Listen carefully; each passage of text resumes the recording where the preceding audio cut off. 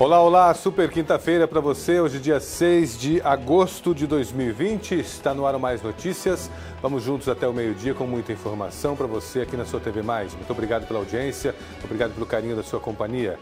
Vamos juntos até o meio-dia, hein? Muita informação para você. Hoje nós vamos falar aqui, daqui a pouquinho eu vou entrevistar a Maria Selma, ela é do Sintep, vai falar sobre a situação dos professores, volta às aulas não presenciais, enfim, alguns detalhes, a questão do cadastro de reserva e muitos outros detalhes que eu vou conversar com a Maria Selma, que é do Sindicato dos Trabalhadores do Ensino Público de Mato Grosso. Hoje vamos falar também sobre uma nova ação do Ministério do Meio Ambiente que anunciou 350 milhões de reais para o combate às mudanças climáticas. O Juarez Fiel vai trazer essas informações para a gente. Mato Grosso já passou de mais de 58 mil casos de coronavírus. Hoje o Caio Dias vai trazer para nós aí os números atualizados do coronavírus no estado de Mato Grosso, já já. E para falar sobre a relação do Covid-19 e doenças reumáticas, teremos uma entrevista com o médico Luiz Guedes Barbosa, reumatologista. Doutor Luiz Guedes, que já está aí a postos. Muito obrigado pela sua presença, doutor. E vamos falar sobre esse tema que é muito importante, doenças reumáticas, né? Como detectar, em que momento que você deve procurar ajuda, os tratamentos, enfim, tudo isso e muito mais no Mais Notícias, que já está no ar para você. Participe do nosso programa através do WhatsApp 996154094 e acompanhe o nosso programa também pelo Facebook, né, que já está no ar aí para você. Você acompanha pelo Facebook ou também pelo nosso site, o tvmaisnews.com.br. É o site onde você fica sempre muito bem informado e aonde você pode acessar aqui através do ao vivo na telinha. Você acessa o nosso programa, né? Você sempre vai abrir um pop-upzinho e ali você escolhe a qualidade que você quer assistir e você pode assistir através do seu celular, através do tablet, do seu computador, enfim, é mais uma maneira de você acompanhar o nosso programa, tá bom? Vamos ver algumas notícias. Sírio-Libanês diz que o governador tem recuperação satisfatória, mas sem previsão de alta. O governador Mauro Mendes, que continua internado em São Paulo, no Sírio-Libanês. Senai ensina a indústria a produzir EPI contra o novo coronavírus. Cuiabá teve uma média de 11 mortes por dia em decorrência do coronavírus na última semana. Aí, portanto, um número de mortes alarmante em relação à doença. Número de mortes por Covid-19 cai 7% em uma semana. Já falamos aí que já passamos pelo pico da doença no mês de julho. Vamos ver como que a doença se comporta, como que a pandemia se comporta agora no mês de agosto. Bolsonaro sanciona a lei de negociações de dívidas de microempresas. Depois de 70 mortes por Covid-19 em um dia, Mato Grosso registra 16 óbitos em 24 horas, houve uma queda. Pais de jovem dizem que apertaram o gatilho e constataram que a arma estava sem munição. Aí, portanto, o caso Isabelle continua. Cada hora uma nova notícia, cada hora uma nova informação dessa novela que tende a terminar em breve com os resultados das perícias e muito mais. No interior, o índice de infestação por Aedes aegypti diminui 95% em Sinop. Portanto, Sinop vencendo a guerra contra a dengue. TSE reconhece suspensão da lei que criou o município de Mato Grosso e cancela eleições. Suspensão Nova Ubiratã que ia perder aí parte do seu território, ia ter um novo município lá na região, então o TSE dessa maneira reconhece a suspensão da lei que criou o município e cancela as eleições naquela localidade. Nova Ubiratã que permanece então com todo o seu território incólume aí, não vai perder, ia perder 55% do território Nova Ubiratã, deixa de perder dessa maneira. Agora são 11 horas e 4 minutos, 11h04. Caio Dias, bom dia, tudo bem? Bom dia, Luiz, bom dia a todos. Como é que estão os números do coronavírus para esta manhã? Olha, em Cuiabá, ao total foi confirmado pela Secretaria Municipal de Saúde 13.048 casos de pessoas que moram em Cuiabá, que são residentes aqui da capital, e 2.586 pessoas que não são residentes. Ou seja, para as pessoas de casa poderem entender um pouco, porque às vezes parece um pouco confuso, tem ao total 15.634 casos. E isso acontece também em óbitos, Luiz, porque ao total são 588 óbitos de residentes e 271 óbitos de pessoas que vieram de outros municípios para poder se tratar em Cuiabá e que infelizmente acabaram falecendo. Então, ao total, são 859 mortes que aconteceram aqui na capital. São números aí altos, comparado altos, né, Luiz? Então, ao total, são 9 óbitos de 24 horas para cá, 498 casos novos ao total. 87 casos de pessoas que não são moradoras de Cuiabá que vieram para cá para se tratar e 411 novos casos de moradores de Cuiabá. Já em Mato Grosso, assim como o Luiz falou na abertura do jornal, são 58.475 casos confirmados da Covid-19 e, infelizmente, 2.013 mortes vítimas do novo que decorreram do novo coronavírus. E de novos casos, 1.360 novas confirmações e 16 mortes nas últimas 24 horas, assim como foi mostrado no nosso site, o tvmaisnews.com.br. Luiz. Eram essas as informações? São essas as informações e que também o governador Mauro Mendes igual você falou, teve uma melhora, mas ainda não tem previsão de alta. E questão dos casos do Brasil, Luiz, são 57.152 novos casos e 1.473 são 57.152 casos no total e 1.437 novos casos. Questão de óbitos, 97.256 óbitos no geral. Então, são, infelizmente, pessoas que vieram a falecer por conta do coronavírus e a gente deixa aí a nossa solidariedade a toda a família.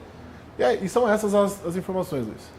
E nesse número aí terrível de doenças e terrível de mortes, Mato Grosso perdeu o cacique Aritana, um dos maiores líderes do Xingu, que perdeu a vida por conta do coronavírus também nas últimas 24 horas. O Xingu que perde muito, Mato Grosso perde muito, o Brasil perde com a morte do cacique Aritana, que era uma grande liderança indígena. Só mostra para mim novamente os números ali, os números nacionais, que eu quero só para falar eu vou falar um número ali que eu gosto muito de falar, que são os casos recuperados. Nós temos 2.020.637 casos recuperados, temos aí 2.859.073 casos acumulados, confirmados, e 57.152 casos novos nas últimas 24 horas, isso em todo o país. Os óbitos nós já estamos em 97.256 e casos novos óbitos nas últimas 24 horas no país, 1.437. Realmente são números assustadores. Tem como a gente mostrar aquele mapa? O mapinha, aquele que a gente tem mostrado sempre, que tínhamos aí recentemente, tínhamos 3 municípios sem nenhum tipo de caso em Mato Grosso. Agora olha como é que está a situação. Todos os municípios possuem pelo menos um caso. Nós temos 2 municípios com um caso cada um, nós mostramos ontem aqui no nosso programa, e os demais, todos eles possuem pelo menos um caso de coronavírus. A grande maioria possui mais de um caso e nós temos aqui, quer ver? Vamos mostrar ali os casos por cidade, está aí por cidade. Só abaixa um pouquinho. Não, abaixar um pouquinho, ou subir, né? Subir para a gente mostrar. Isso. Cuiabá com 12.796 casos, Várzea Grande 4.670, Rondonópolis 3.533, Lucas do Rio Verde 3.028, Sorriso 2.518, Tangará da Serra 2.435, Sinop 2.171, Primavera do Leste 1.950, Nova Mutum 1.552 e aí Barra do Garças com 1.004 casos. E depois 900, 800 e por aí vai. Então você pode acessar essas informações no covid.geotecmt.com. É o site que a gente utiliza como referência aqui para acompanhar todos os dias os números do coronavírus em Mato Grosso, cidade por cidade. Se você tem alguma dúvida em relação ao município onde mora algum amigo, alguma amiga, você pode acessar esse site, tá bom? Agora são 11 horas mais 9 minutos, 11h09. Eu vou para um rápido intervalo, mas antes do intervalo nós temos uma reportagem, um VT que mostra que o caso de Covid triplicou aí entre jovens de 15 e 24 anos. Vamos ver a reportagem. O corona tá matando até na favela, chegou. Esse é o rap Chocorona, criado por um grupo de jovens de uma comunidade do Recife. A ideia é orientar moradores sobre como prevenir a Covid-19. Eles criaram um passinho e até uma espécie de rádio. Use máscara ou passe álcool gel. Criamos o Brega Proteste, o Chocorona, para tentar influenciar e impactar a mente da criança, do adolescente, do jovem e do adulto, para que todos eles que são de favela entendessem que precisavam resistir, combater o coronavírus nas comunidades, porque só assim a favela voltaria a respirar. Mesmo levando em conta as desigualdades sociais, os jovens estão mais conectados do que qualquer outra geração. Por isso é difícil entender por que alguns ignoram os alertas das autoridades em saúde. Até porque eles também adoecem. Segundo a Organização Mundial da Saúde, o percentual de pessoas entre 15 e 24 anos infectadas pela Covid-19 passou de 4,5% para 15% nos últimos 5 meses. Beatriz levou um grande susto. Ela foi diagnosticada com a doença e precisou passar 4 dias na UTI. Eu tenho 22 anos, eu sou completamente saudável. Fiquei sim muito doente. Eu não esperava ficar tão ruim assim, porque todo mundo sempre me falou que jovens não ficavam tão mal, jovens nem iam para o hospital. Esta outra jovem diz que tomou todas as precauções, mas também enfrentou sintomas graves da Covid-19. Eu sentia muita dor nas costas, dor de cabeça, dor no estômago também, indisposição total. Para os médicos, os jovens têm uma tendência maior de assumir comportamento de risco. Aqueles que frequentam festas têm sido apontados como responsáveis pelo aumento de casos do novo coronavírus no mundo. Houve toda uma divulgação de que o grupo de risco eram pessoas com mais de 60 anos. Mas neste momento há uma alerta na Europa e nos países onde a primeira onda já passou, que os jovens estão sendo transmissores entre eles e para os mais velhos. E não custa lembrar. Quando for sair, se necessário, usar máscara e levar um álcool em gel na bolsa também ajuda. Agora é ficar com os amigos só pelo videochamada mesmo. Eu vou corrigir um pouquinho a informação aí. Quando for sair, se necessário, não. Quando for sair, utilizar a máscara sempre. Sempre que sair de casa, utilize a máscara, utilize álcool gel. E se não precisar sair de casa, não saia. Não é porque o comércio está aberto, que aos poucos a situação volta ao normal, à normalidade. Mas esse novo normal é, se não precisar sair de casa, não saia. Agora, Carlos Dias tem uma informação. Parece que hoje pela manhã houve uma grande aglomeração em Várzea Grande, tudo que não se quer nesse momento, né, Caio? Exatamente, Luiz. E hoje de manhã a gente recebeu uma mensagem no nosso WhatsApp sobre uma aglomeração que estava acontecendo em frente a um dos CRAS lá do município de Várzea Grande. Por quê? Porque as pessoas estão querendo se inscrever para um novo residencial que está saindo, uma nova etapa de um novo residencial que é o Santa Bárbara. E para isso acontecer, a inscrição é pela internet, para não ter exatamente isso, a aglomeração. E para isso acontecer, as pessoas precisam estar com o seu NIS regularizado. E para o NIS estar regularizado, eles precisam ir até o CRAS. Então eu fui conversar com a assessoria de comunicação da Prefeitura de Várzea Grande para poder tentar entender o que aconteceu. E eles me passaram a seguinte nota, que os CRAS estão, sim, cadastrando as pessoas, regularizando os seus NIS, mas de 100 em 100 pessoas nos períodos da manhã e da tarde. E, se possível, eles avançam até às 7, 8 horas da noite para poder regularizar todo mundo. E isso está acontecendo em todos os CRAS de Várzea Grande para evitar a aglomeração. Então, se possível, não vá para esse CRAS se o seu NIS estiver regularizado, porque o que a assessoria também nos informou que para regularizar o NIS basta acessar a internet. Se você consegue entrar no site da Prefeitura, no site do Governo Federal, para poder regularizar o seu NIS, entre para poder evitar a fila. Essa informação, Luiz. Muito obrigado, Caio. É aquela história, né? As pessoas ficam com medo de perder um benefício e se expõem extremamente, ficam com... O medo acaba gerando uma exposição que deveria e que poderia ser evitada, como diz a assessoria de imprensa, e que, afinal de contas, se você tem a opção de regularizar o NIS pela internet, faça isso, regularize pela internet.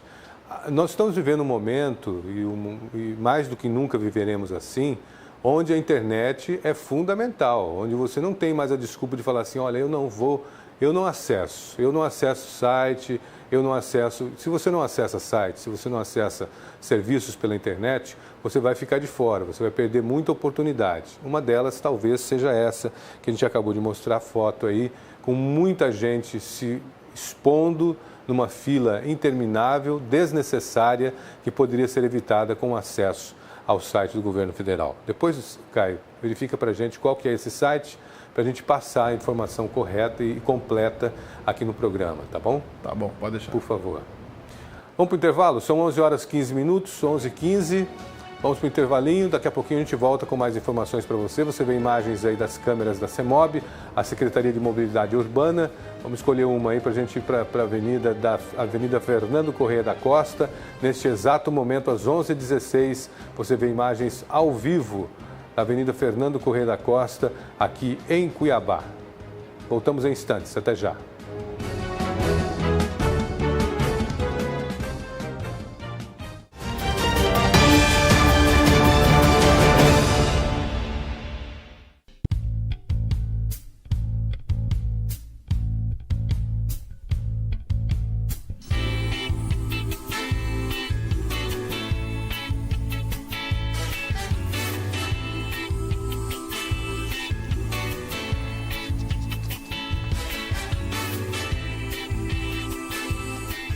Estamos prontos. O espetáculo vai começar.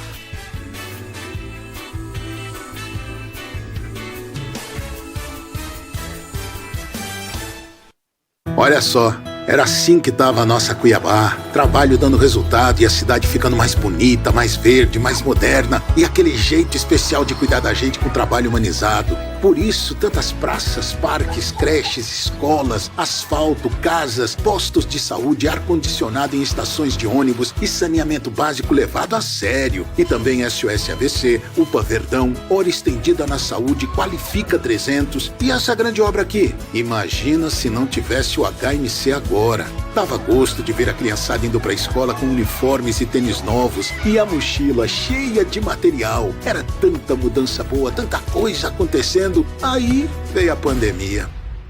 O maior de todos os desafios. Já por Deus, que luta difícil. Mas nossa gente é guerreira e vamos superar, porque Cuiabá escolheu ser uma cidade mais humana, que gosta de cuidar. Prefeitura de Cuiabá, trabalhando e cuidando da gente.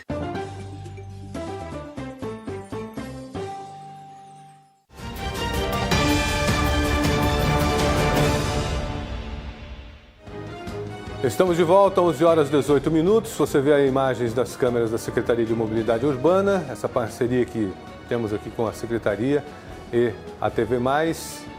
Você vê imagens aí do Shopping Pantanal ao fundo ali, Avenida do CPA. Nesse momento está tranquilo até o movimento ali, né? Abriu o semáforo, você vê que depois da abertura do semáforo ali, olha lá, até está tranquilo. Talvez essa maneira que a Prefeitura encontrou, né, de que o comércio funcione em horários alternados, de fato esteja resultando nessa tranquilidade, aparente tranquilidade no trânsito em alguns horários, principalmente no horário de pico. 996154094 é o nosso WhatsApp para você mandar sua pergunta.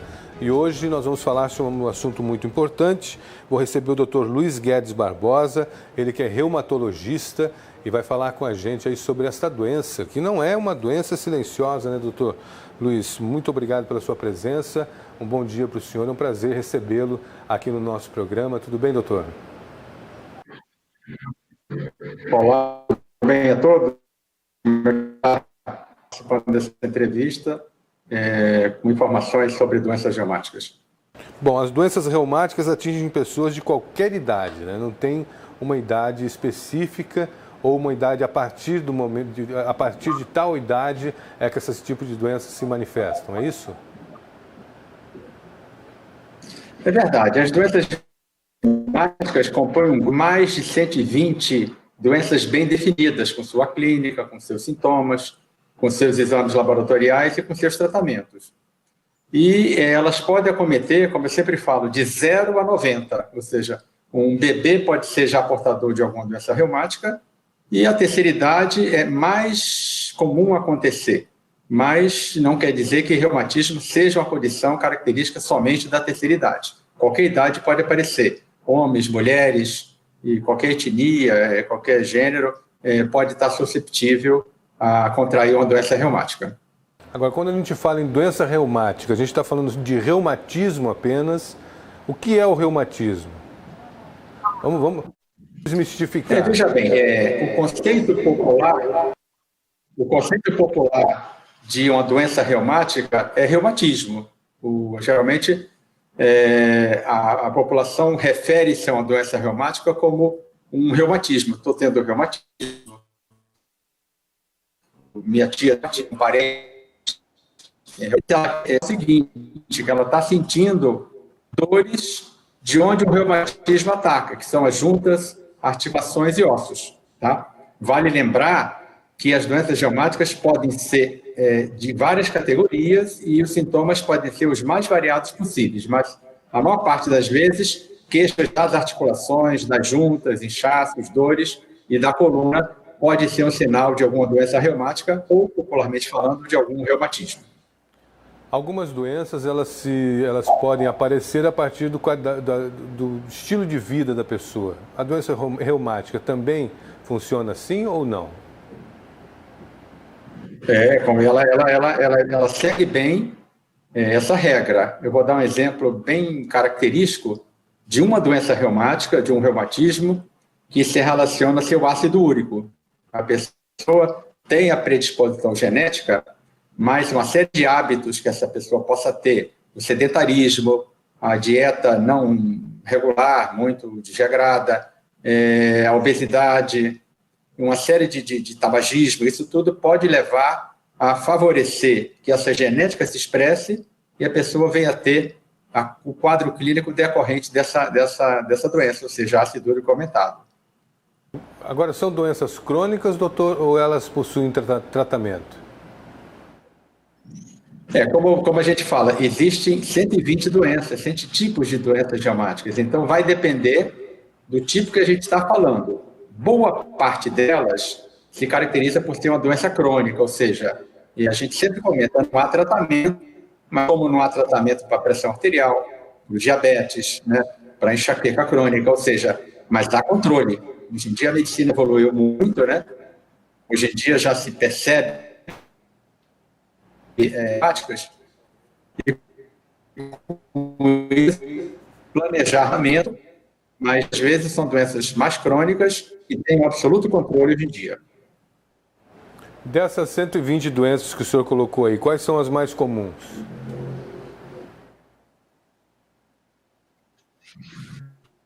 Eu diria algumas, por exemplo, na terceira idade, a osteoporose é muito importante, é o aquecimento dos ossos. A artrose, que é um reumatismo que se caracteriza pelo ataque à cartilagem, e ela tende a se expressar mais à medida que a idade avança. Algumas outras doenças são mais características da adolescência, da adultidade jovem, como é o lúpus eritematoso. Em suma, vai depender da doença e a idade, a faixa etária mais preferencial, dependendo da doença que está se focando. O Juarez Fiel tem uma pergunta para o senhor. Pois não, Juarez? Fala, Fiel. Bom, doutor Luiz, primeiro eu quero agradecer porque o senhor me traz aqui à luz o seguinte: eu não estou velho. Algumas dorzinhas que eu tenho aqui não significa reumatismo e nem porque eu tenho um pouquinho de idade a mais. Então, isso ainda é um tabu? As pessoas chegam ao consultório só lá numa terceira idade? Hoje já é uma realidade, porque eu tenho isso como cultura de que ainda é doença só de velho. Então, isso aí é uma cultura enraizada, entende? Por quê? Porque a terceira idade ela tem mais frequência de doenças reumáticas.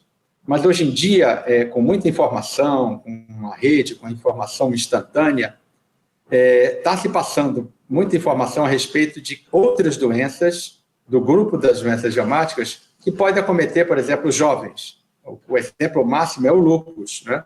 A artrite reumatoide acomete mulheres de média idade, e assim vai. Ou seja, mas, na verdade, no consultório, lá no ambulatório, na prática do dia a dia, existe ainda esse mito, né, de que doença reumática significa reumatismo, e que reumatismo seria uma apanágio, uma característica da terceira idade. Mas a gente está provocando essa informação, provocando discussão, de que nem todo mundo quer dizer que vai ter reumatismo seja da terceira idade. Fique tranquilo. Agora, doutor, em relação ao coronavírus, como é que existe alguma ligação das doenças reumáticas e o coronavírus? A gente sempre fala que o coronavírus é uma infecção, então, para toda infecção, inclusive para o coronavírus, existem grupos mais vulneráveis em contrair a infecção, em que a infecção possa se expressar de maneira mais forte, mais severa. As doenças reumáticas, como um todo, não, mas particularmente as doenças reumáticas autoimunes que fazem uso de remédios que abaixam a imunidade, que são os imunossupressores. Então, é muito importante se caracterizar isso, se definir isso, porque essas pessoas precisam de proteção.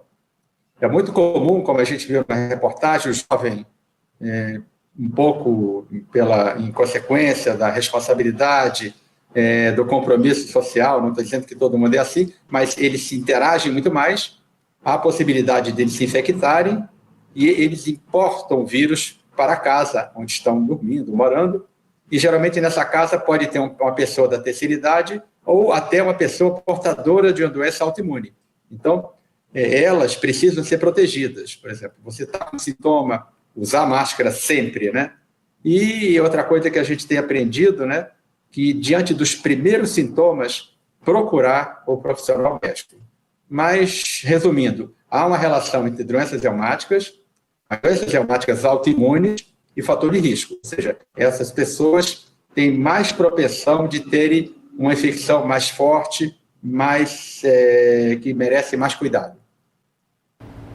Doutor Luiz, esta doença reumática, como que eu chego a ela? É comportamental ou é genética?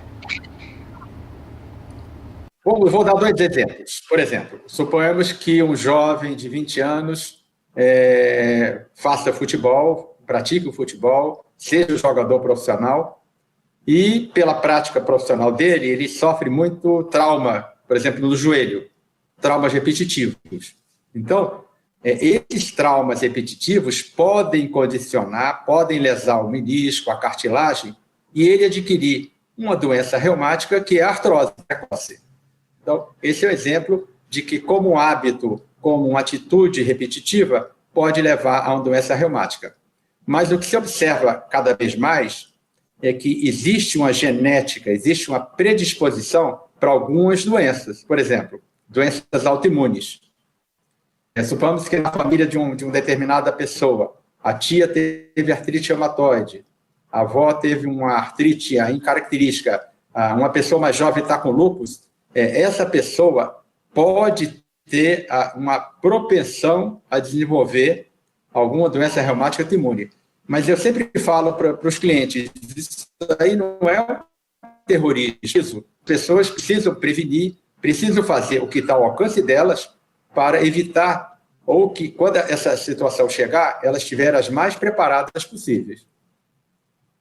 A pessoa deve procurar ajuda em que momento? Porque algumas doenças, o brasileiro principalmente, está sempre assim, não, amanhã eu vou no médico, semana que vem eu vou, mês que vem eu vou.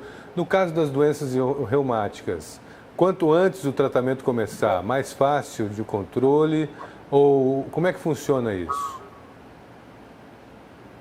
Eu acredito que existe um ditado de que quanto mais cedo você cortar o mal pela raiz, melhor para todo mundo.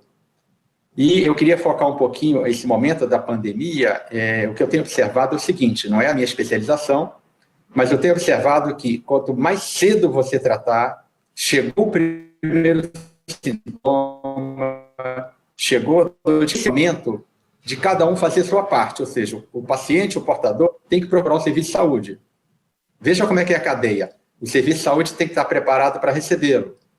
Os profissionais que atuam têm que estar com proteção. Ou seja, é uma cadeia interminável, que a logística disso tudo tem que ser totalmente engrenada. Mas focando, por exemplo, na sua pergunta, como todas as doenças, qualquer doença reumática que chegue tem que ser logo avaliada e logo caracterizada o tipo dessa doença, o que é que o médico pode fazer de planejamento, de prevenção e de tratamento. É isso que é a mensagem para todo mundo. Não esperem. Eu atendo muitos pacientes que, eu não gosto de ir a médico, eu tenho raiva, ou seja, o médico começa a procurar e vai achar.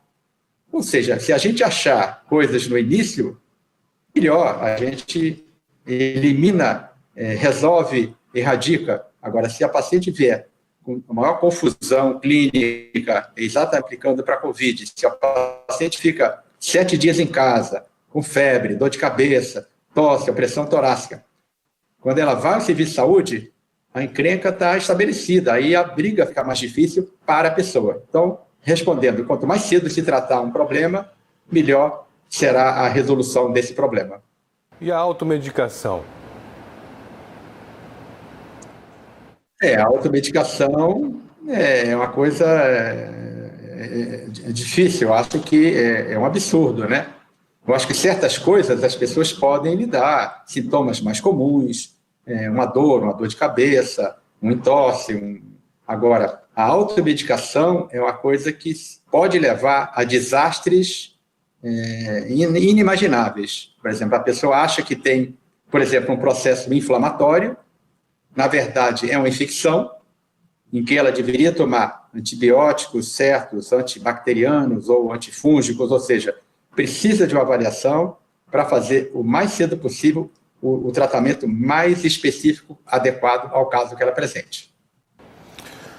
Doutor Luiz, muito obrigado pela sua presença. Não sei se a gente esqueceu de falar alguma coisa, se algo passou. Eu vou deixar um tempinho para o senhor fazer suas considerações. E caso eu não tenha perguntado algo muito importante, o senhor, por favor, aproveite esse momento para falar.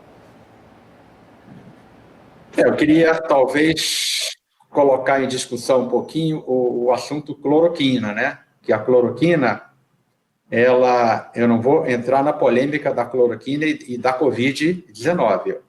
Eu quero enfatizar que a cloroquina está na reumatologia por décadas. Ou seja, é um remédio extremamente seguro para as doentes reumáticas, para a lúpica, para a artrite reumatoide. E hoje a gente vê uma corrida à cloroquina provocada por uma discussão que não vale a pena tecer juízo de valor sobre ela. Eu só sei que a cloroquina, com essa demanda absurda, o preço foi nas alturas, está difícil achar no mercado, e as pessoas que precisam da cloroquina, a lúpica, a artrite reumatoide, a doença autoimune, quando acham é muito caro, e se acharem, agradeçam aos deuses, porque isso leva a uma seguinte situação: elas começam a não tratar a doença reumática de um modo geral, porque a cloroquina é vital para essas duas condições, principalmente, elas começam a estabilizar, e aí vão começar a ir a médico, ir a laboratório, ir a pronto atendimento, por uma situação que poderia ser evitada. Em cima, cloroquina para a doença reumática é absolutamente segura, é muito importante, e sempre, por favor, se oriente com seu médico, com seu clínico, com seu reumatologista, que tudo vai dar certo, fique tranquilo. Obrigado pela oportunidade. Eu sempre falo que informação é poder. Então, quanto mais poderosos estiverem os nossos clientes, melhores eles vão enfrentar o desafio e tudo se resolve. O serviço de saúde se sobrecarrega menos e todo mundo fica mais feliz. O Juarez tem mais uma pergunta para o senhor. Pois não, Juarez. Doutor, o senhor vem aqui contemplar uma série de questionamentos que hoje circula, inclusive aqui em Cuiabá foi negado a cloroquina numa forma de atender aí a Covid-19, e a gente ouve no país inteiro, tem reuniões com mais de 4 mil médicos brasileiros dando o ok que a cloroquina causa um efeito que ele não é um efeito nocivo, porque é um produto que está há mais de 70 anos. E o senhor acaba colaborando com essa tese de que a cloroquina ela pode não ter um efeito final para o Covid, mas que ela não traz essa questão de colaterais dentro da saúde. Então é isso que o senhor traz, e eu fico, na verdade é um elogio a sua coragem de falar de cloroquina no momento que tem muita gente aqui sendo contra este medicamento. Álvaro, entende?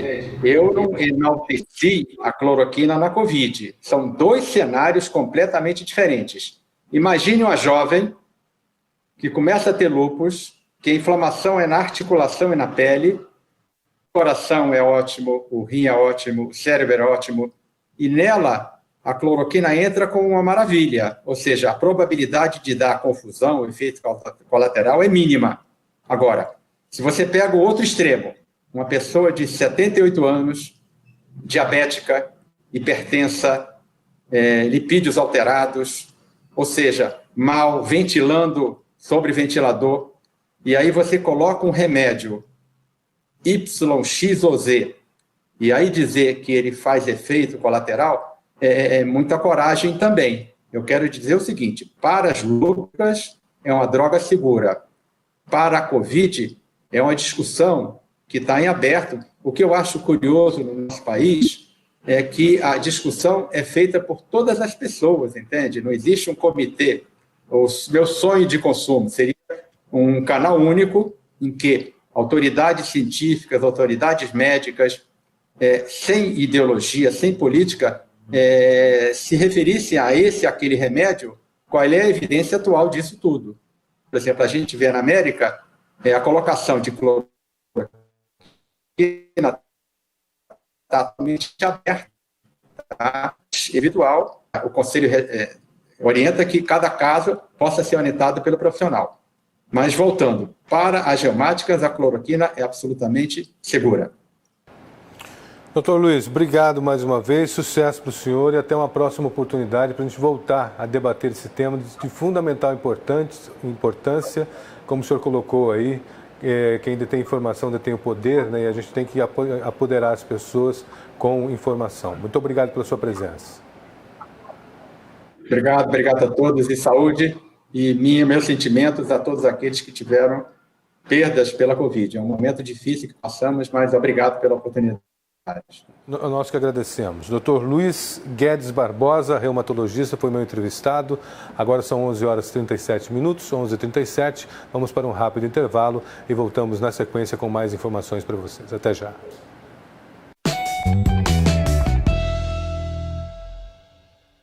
Uma massa de ar seco ainda vai predominar sobre o centro-oeste do país nesta quinta-feira. O dia será ensolarado e não chove em praticamente toda a região.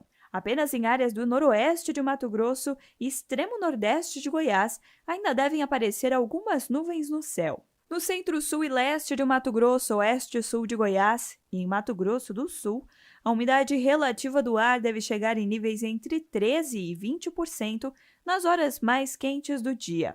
Já nas demais áreas do centro-oeste, incluindo Goiânia e Brasília, a umidade relativa do ar vai chegar em níveis entre 21% e 30%.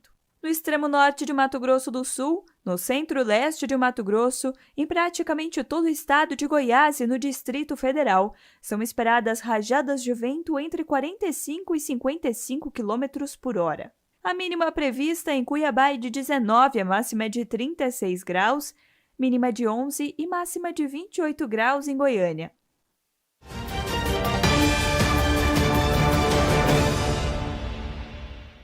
Vários estudos mostram que o mês de julho será muito difícil no enfrentamento ao novo coronavírus.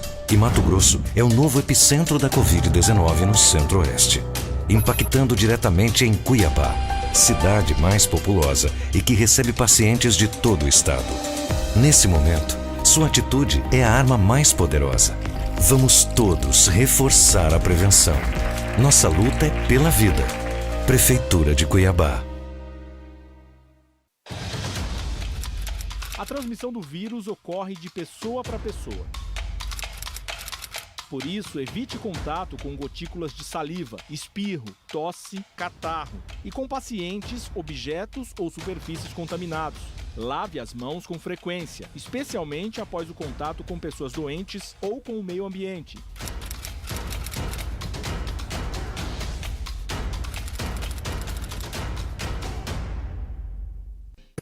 Algo novo todos os dias. tvcultura.com.br é para quem quer saber mais. Mais música, mais arte, mais educação, mais receitas. Tudo sobre TV, lives, muita diversão e notícias. Informação que vale ser compartilhada. Quer saber? tvcultura.com.br é mais que um site, é cultura.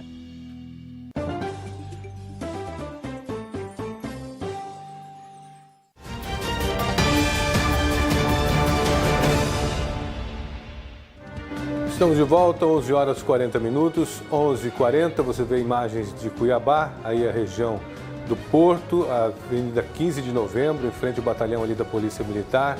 Neste momento você vê aí que o trânsito está até tranquilo ali na região, né? O semáforo fechado e os motoristas no seu dia a dia, no seu vai e vem aí frenético pela cidade. Agora há pouco nós falamos aí da situação lá em Várzea Grande, os moradores que precisam se cadastrar para um novo residencial e precisam atualizar o NIS.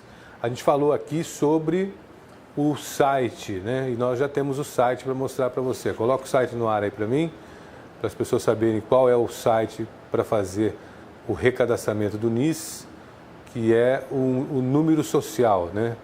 Olha aí, ó, esse aí? Coloca aqui nessa tela aqui para mim também. Coloca na tela lateral aqui para mim, só para facilitar aqui para mim. Ok. Cadúnico.cidadania.gov.br. Meu Cadúnico. CAD único. Né? Aí vai acessar aqui. Tem muita informação. Então, meucadunico.cidadania.gov.br. Aí acessa onde? Aí é nesse local aqui, já começa com o cadastro. Começa lá no início do site lá pra gente. Antes dessa tela aí, página inicial, só para a pessoa saber aonde que ela vai fazer o cadastro, onde que ela vai clicar. Tem um manual de uso aí, ó, manual de uso para você, tá certo? Então não tem como você não acessar. Não tem como sair de casa, tá no grupo de risco. Nós inclusive recebemos um WhatsApp, né, de uma telespectadora que estava assistindo o programa e falou que ia até o local, porém, graças ao programa, ela já, então é no Meu CAD Único, ela vai poder fazer o novo a atualização. Bom dia, parabéns pela iniciativa de divulgar o site certo, para pessoas como eu, possam entrar no site correto. Muito obrigado, assisto o programa todos os dias. Nós que agradecemos a sua participação, muito obrigado pelo carinho de todos os dias estar acompanhando a programação aqui da TV Mais, o programa Mais Notícias. Vamos para a entrevista? Estou aqui com a Maria Selma Oliveira, é diretora da Secretaria de Assuntos Jurídicos e Legislativos do Sintep. Maria Célia, bom dia, tudo bem? É um prazer recebê-la aqui no nosso programa. Bom dia, o prazer é meu. Bom dia a todos os ouvintes, a toda a população de Mato Grosso, aos profissionais, aos telespectadores em geral. E é um prazer poder a gente conversar um pouco sobre a educação do estado de Mato Grosso. A subsede do Sintep de Santo Antônio do Leverger tem denunciado a recorrente desse caso da Prefeitura contra os trabalhadores da educação e estudantes da rede municipal. Além desse município, quais são os outros que estão em estado crítico, assim, a exemplo de Santo Antônio do Leverger, Maria Selma? Olha, no estado de Mato Grosso nós temos uma infinidade de município em que há denúncias por parte dos trabalhadores, principalmente nesse momento de pandemia, né? Em condições ditas normais já é difícil, né, nesse momento, com a pandemia, a situação tem sido mais complicada ainda, porque em vários municípios, assim como no estado também, a gente tem essas situações que têm desrespeitado todo o cenário que está colocado aí pela Covid, no sentido de fazer com que haja uma pressão para que esses profissionais vá para as escolas ou que tenham aí os seus direitos à saúde e a condições de trabalho desrespeitados. Como é que está a contratação dos interinos? Olha, nós tivemos, como é do conhecimento de todo mundo, o ano letivo deveria ter iniciado no segundo calendário, no dia 23 de março, aí iniciou a questão da pandemia, né? Naquele momento estava acontecendo a contratação, que deveria ter sido finalizada no dia 18, para que nós iniciássemos o ano no dia 23. Como a questão da pandemia, da Covid, o governo acabou protelando, a Secretaria de Estado acabou protelando a atribuição dos professores interinos e logo em seguida veio o decreto e eles suspenderam essa contratação. E de lá para cá a gente tem vivido um drama, né, porque não se efetivou a contratação desses trabalhadores, que, diga-se de passagem, é um problema recorrente na educação já há muito tempo, principalmente em função de que os governos não realizam concurso público para efetivar os profissionais e a gente chega a ter 50% da categoria na condição de contrato temporário, né? E com a não contratação desses profissionais para o início do ano de 2020, a gente teve um cenário dramático, porque são milhares de famílias, são pais de famílias que não foram contratados, né, que já prestam trabalho no Estado há anos seguidos em função dessa não realização do concurso. Depois nós fizemos o diálogo com a Assembleia Legislativa e com os demais órgãos do Estado. Foi aprovado, tínhamos um projeto inicial que era para a contratação, que obrigava o governo do Estado a dar continuidade à contratação dos profissionais, foi substituído, passou pela primeira votação, na segunda votação entrou um projeto substitutivo do deputado Wilson Santos para um auxílio emergencial. O auxílio emergencial foi aprovado na Assembleia, o governo não sancionou esse projeto emergencial, e aí a própria Assembleia o presidente acabou sancionando, e o governo do Estado acabou judicializando o projeto via STF com uma alegação de inconstitucionalidade. O que a gente observa nisso é que a educação no Estado de Mato Grosso não é uma prioridade e não tem nenhuma preocupação do governo do Estado em garantir condições mínimas necessárias para que a educação funcione no Estado de Mato Grosso. Esse auxílio sai ou não sai? Olha, nesse momento o auxílio ele está judicializado pelo governo do Estado no STF, mas nós esperamos que o governo do Estado tivesse um mínimo de sensibilidade e garantisse todas as contratações necessárias, porque vários estudantes não foram contratados, por exemplo, professores para as funções das salas de recursos, né? Os funcionários, ninguém foi contratado e o governo do Estado também não se coloca para fazer o cumprimento do auxílio emergencial. E ainda tem os profissionais do cadastro único, né? Cadastro de reserva. Exatamente. Isso. Temos também a questão do concurso público, que vários desses profissionais, inclusive hoje, estão na condição de contratos temporários, né? Que não se efetivou aí a posse dos profissionais, porque o que a gente defende é que os profissionais sejam de carreira, então que o governo do Estado resolvesse essa situação, dando posse a todos aqueles aprovados em todas as etapas do concurso. Evidentemente que esse concurso não resolve o problema de contratação no Estado, porque nós temos aí quase 10 mil profissionais que são contratados em todos os cargos, nos 3 cargos da carreira e para as mais diversas funções dentro da escola, mas ele já resolveria parte desses profissionais que estão esperando e os outros seriam as substituições que a gente teria normalmente dentro da escola. O Sintep é a favor do retorno às aulas? Olha, da forma como está colocada hoje, não, porque foi uma medida unilateral colocada pela Secretaria de Estado de Educação. Nós temos uma comissão liderada aí pela Assembleia Legislativa que estava discutindo o retorno das aulas ou a possibilidade de retorno das aulas quando a gente tiver um processo de vacina no Estado, ou minimamente pensar o contato com os estudantes, mas a SEDUC passou por cima de tudo isso e colocou aí um retorno que se iniciou agora no dia 3, que está sendo um verdadeiro caos, né? Principalmente porque ele não garante o acesso da maioria dos estudantes. É o mínimo de estudante que nós vamos ter aí nesse atendimento, um processo de exclusão muito forte que precisa que os órgãos competentes acompanhem isso de perto, porque grande parte dos estudantes do estado de Mato Grosso não tem conectividade, né?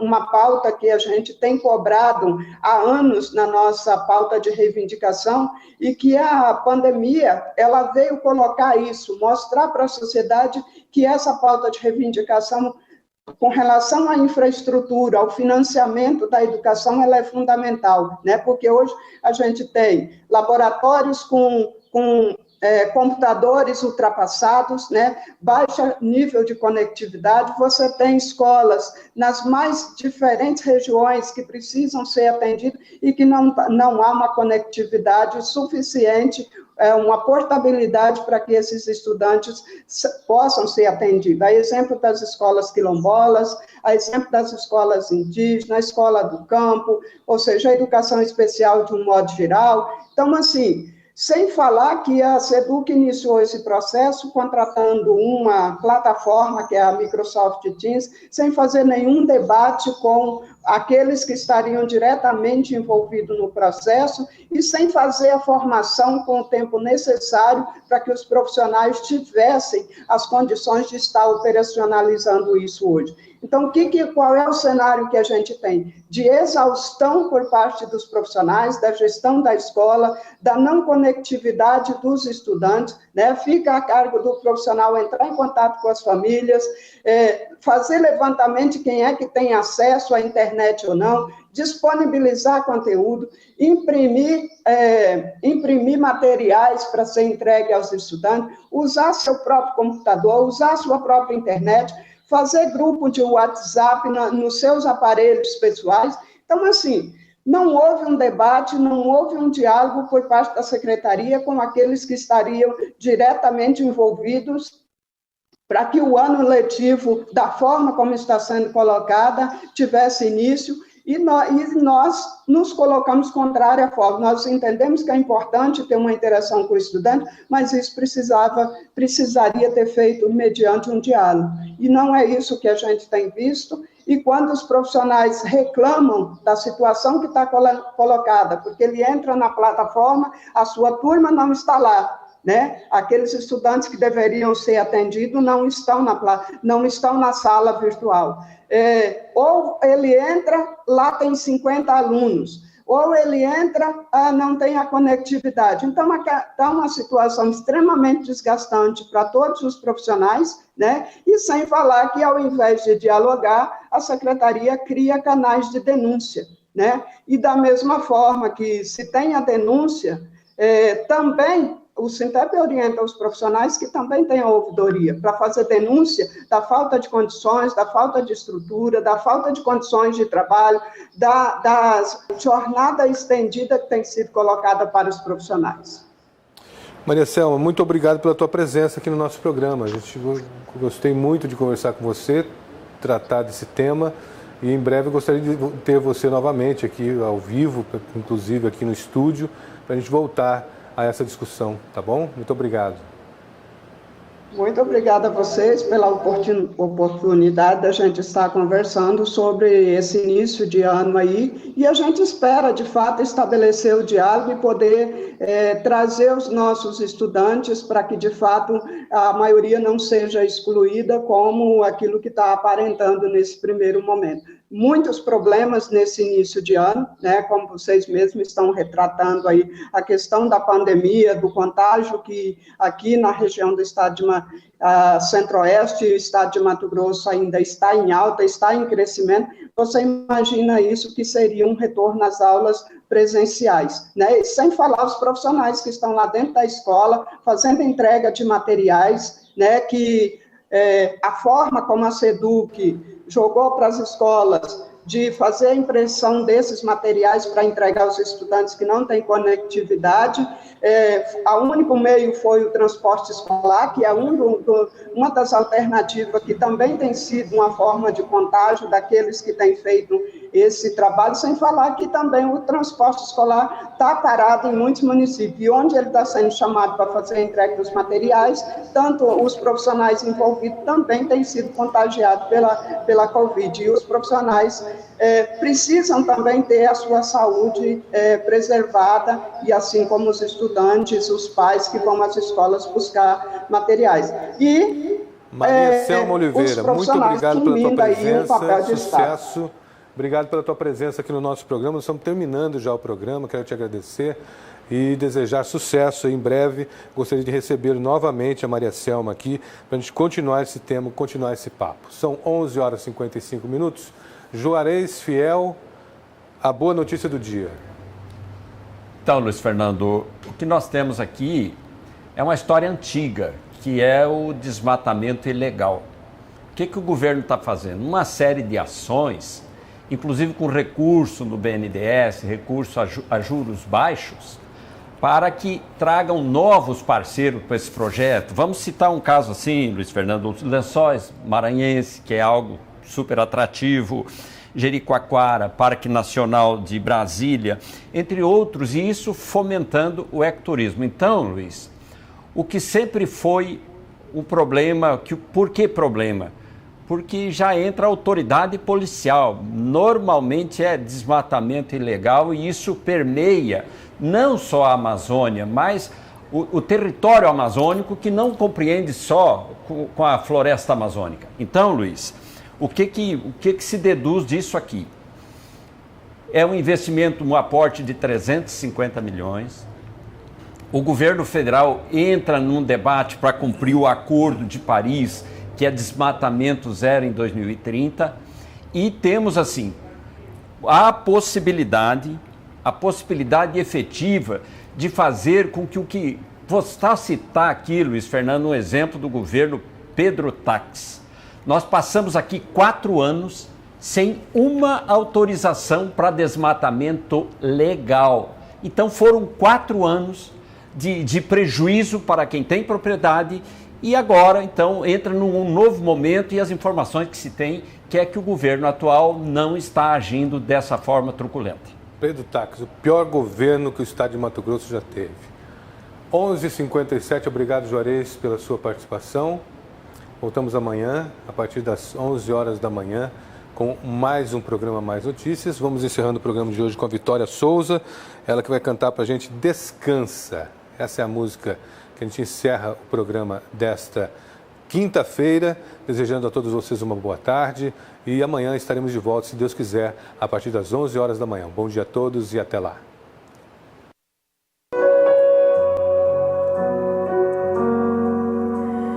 Tá se preocupando à toa, o diagnóstico do homem não significa nada.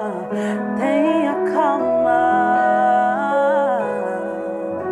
Sou eu quem dou a vida, sou eu quem tiro a vida e determino o tempo pra curar as feridas. Sou eu quem faço, quem é o homem pra pôr um ponto final onde eu não coloquei.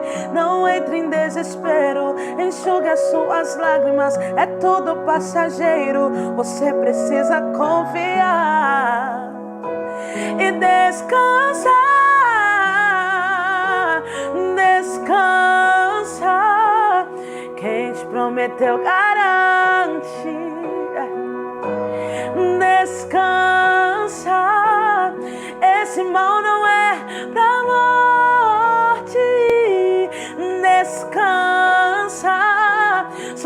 estou tocando agora já tenho a sua vitória. Só precisas descansar.